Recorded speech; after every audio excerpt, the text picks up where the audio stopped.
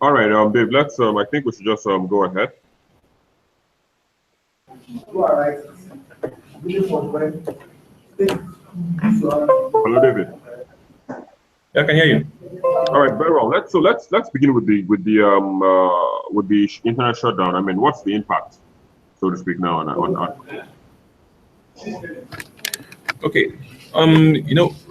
Right now the world in the third industrial revolution, where people are now able to achieve more online. Lots of business are online. From the digital and social media, lots of companies are using ERPs, and lots of people who run business now use social media, Facebook, like WhatsApp, and the whole rest of them. And you can see this whole platform and tools enables business to run very fast, quick sales, quick turnovers. And as the speed of this increase in an economy, it helps an economy to grow. So imagine an economy where we have more of SMEs than large corporations as compared to other Western world, where you shut down the internet. You can imagine the amount of impact the small businesses, the entrepreneurs are going to be affected, and what it could do to an economy when you add up everything together. So it's going to have a huge impact on the economy. And according to a study by Brookings, the financial evaluation of an internet shutdown around the world last year, 2016, was estimated to be around $2.4 billion. And in this 2017, I believe it's going to be more than that if that happens. So that is one of the effects of this internet shutdown. All right. So looking at the fact that we're about to. I mean, some countries already started the fourth industrial revolution. How does this aid or draw back Africa? Well, I would say Africa is really drawn back, even in the third industrial revolution. And if talking about industrial revolution, the countries that kind of got involved in industrial revolutions and started it, like the UK, France, Russia, and the rest, they all became world power. And most of these countries that are world powers didn't just become world power by the present industrial revolution. They started doing something from the first industrial revolution, which gave them a leverage to the second industrial revolution and to the third. So imagine Africa. We can say, looking at the curriculum, the educational curriculum of Africa, and where we are right now, we can say that we're a couple of years backward.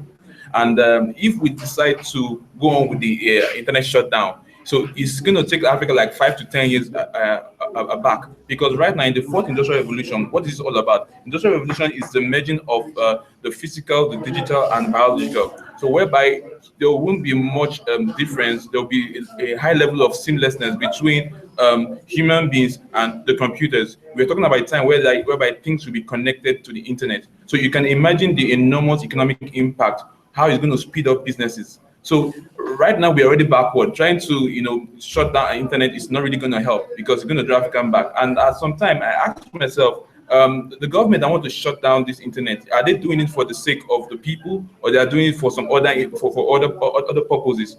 So any government that wants its economy to move forward and wants to grow, shutting down the internet should be the last thing, and not at the point as this. Well, that's I hope that really happens. But then just in moving forward, so what are some of these? I mean, you made mention of SMEs and businesses. What are those tools that they use? Those internet tools, because I know the Internet of Things and stuff like that. What can you tell us more about that? Well, what I can say now is in the area of Internet of Things, like here in Africa, I wouldn't say much of activities are happening down there. What's more common out here is machine-to-machine and communication, where there's a point-to-point link.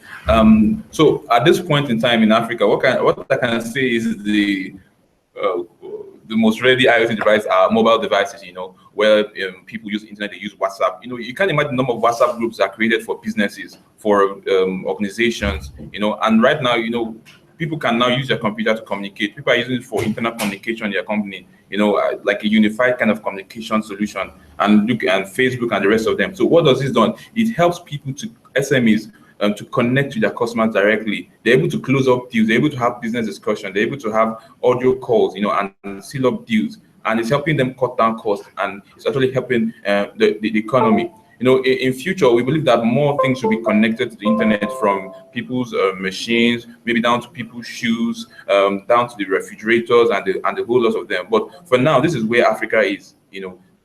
Common tools that Africans love using, to enhance their businesses. So, which is why the internet shutdown is not really an option. And secondly, looking at the punitive measures that Afrinic is going to take. That's Afrinic, the regional registrar for Africa. They're saying that they're going to block governments from governments that allow African the internet shutdown, that they're going to be blocked from having IP to operate. For me, I wonder if that measure is really actually going to work, because for a government that sees shutting down the internet as an option, to some, interest, which I believe is not in the common good of everybody. I believe they won't even mind if they are given no IP to run their activities. So I believe more involvement from international bodies, from the African Union, needs to be put just to save the economy of Africa. So that's that. All right. So, I mean, apart from all these channels that we use, is there any decentralized system where maybe people can actually go around? Okay. Well, actually, there was a time there was a revolt somewhere. I think being one of these Asian countries, where the internet was shut down, because North Korea is one of those places where we have internet shut down. People could use applications. Because right now, the world is going to a place where we have what we call decentralized network. Now, the network of the future is not where a telecom company provides the base stations. Right now, in the future, people are going to own their own smart base stations. Right, a lot of companies are already doing some things around that. Now, hardware is not commoditized. It's no more kind of proprietary where you cannot afford it. So for those telecommunications devices of the future, people can afford those devices, put in a software-defined radio into that device, and it's going to connect straight to the internet. So for me, the government doing that, they are being a bit over conservative, which is not good for them. It's better for them to look for a better option.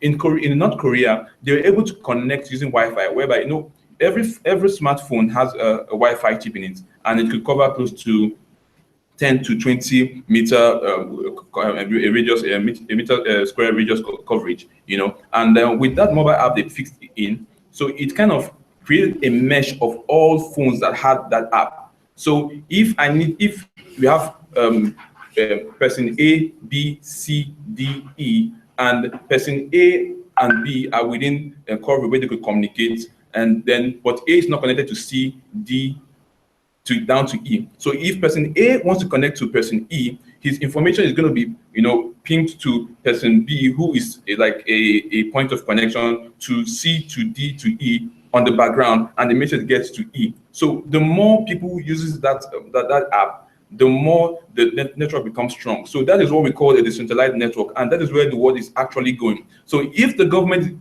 they succeed in having internet shutdown in several countries, what's going to happen in the future where people now use this decentralized network? What are they going to do? Rather, I would rather suggest something to them which is presently used, I believe, in the UK and some other countries. There's what they call the POLE database model. That is the people, object, location, and event-based database model. So what does that actually do? It kind of connects people to, okay, there's going to be an event, either a protest or either a crime.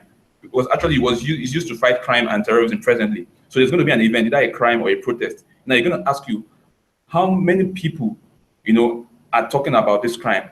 Or what are the objects that are connecting to this event? So the objects could be what people are saying on social media. It could be people's activities online. So what are the objects that are connecting to this event? Then you now ask them, who are the people talking about these objects online?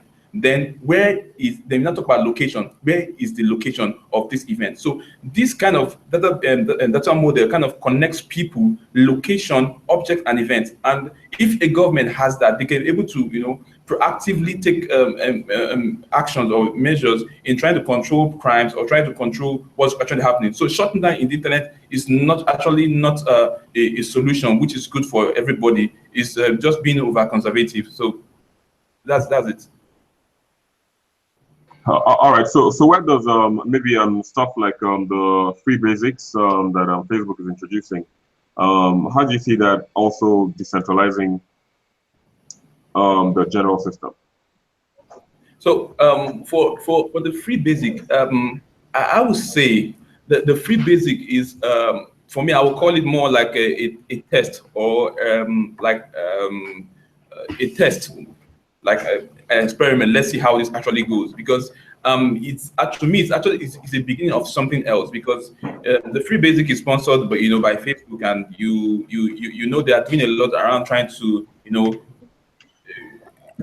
provide internet to people, where people can have access to internet straight from the satellite, and we've seen some news talking about some interest in launching some satellites down to space, whereby internet will be connected to people. And we know that also they are also working on open source network devices and telecom devices. So imagine whereby I could connect to free basic or connect to the social media without even depending on the telco network. So what happens to that business sector of people, the telco network that traps a kind of value for an economy? What actually happens? So for me, I would say also, free basically helps in education. Yes, it's going to really affect the area of education and lots of things. So for me, I would say it's actually a big box of so many things around there. It's a big box of so many things there. Well, I hope we unbox that soon and get the goodies that line in there, like the bread at the broadband, or the butter as people now say. But moving forward, how do we justify these shutdowns? Because earlier on you made mentions of some of the reasons why the shutdowns actually take place. For instance, in Ethiopia, most recently, there was a shutdown. How justifiable would you say that? Yeah, that is or was? Well, the simple truth is this: there's no justifiable reason why a government should shut down internet.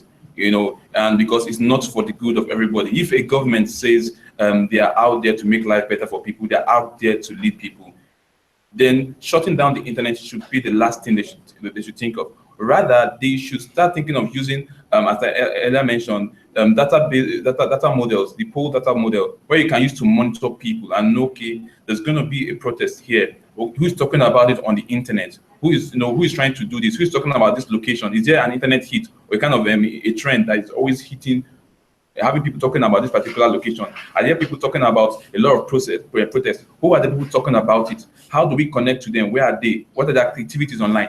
When they build this kind of people, object, location, and event-based data model, they can be able to take proactive measures, because very soon they're going to, this decentralized network internet is going to really be everywhere. So how do they shut down? Who are they going to shut down? Are they going to come down to their houses to shut down, their hardware that connects straight to satellite? So a very long-term solution which the government should look, even down to the government of Nigeria, in fighting kidnapping, down to terrorism and the rest of them. They have to build this POLE data-based data model into the system, which the police can use. In other Western world, they're already using that.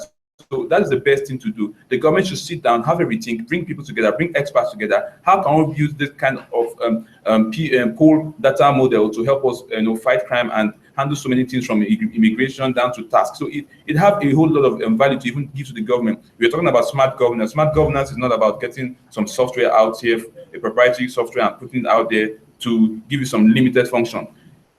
Smart governance is about you being able to connect to your people seamlessly without stress. So if the government can come together and start looking at having this pool data model, it's going to help Africa in fighting crime and proactively take measures, support the police, and Africa's economy is really going to boom with that.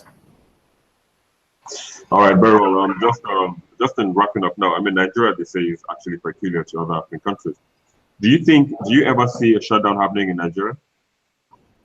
Well, for me, I believe Nigeria has gone past that stage. Though we're not there in our democracy is actually somewhere. I don't see that succeeding. Some time ago, some people in the in the House, we're talking about punishing people that say some words, some derogatory words against some of the leaders, maybe those senators and the rest of them. And it was kicked against, and people didn't really even accept it. And when I heard such a kind of news, I began to ask myself, do they have the know-how to monitor people, or are they going to be human beings who are going to be there trying to check everybody's Facebook profile, try to check 80 million people's Facebook profile or Twitter profile, or trying to see or what they're doing? Do we have systems? Do we have knowledge to actually build that? So for the issue of having an internet shutdown, I believe Nigeria has gone past that level, and I don't ever see that happening here in Nigeria. Well, I share in your optimism. Yeah, it's not going to happen in Nigeria because lots of people are going to kick against it. You can't compare Nigeria's political environment with those other countries. Nigeria is very diverse with lots of people who are in different places, who are well positioned. A lot of people with different interests.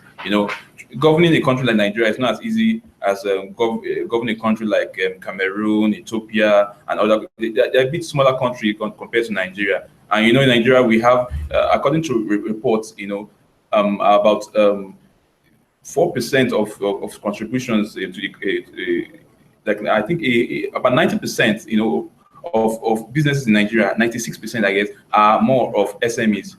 So imagine what could happen if those things are shut down. And with the initiative of the government trying to support business and SMEs, I believe that's going to be very hard. And with the acting president, who is very much interested in technology, I don't see that's really going to happen, because there are lots of people out there who are going to. So it's not a matter of being optimistic. It's not going to happen. I don't see that happening.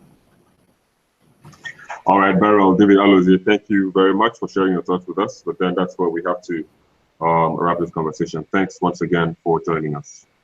Yeah, thank you very much, Victor. Yeah.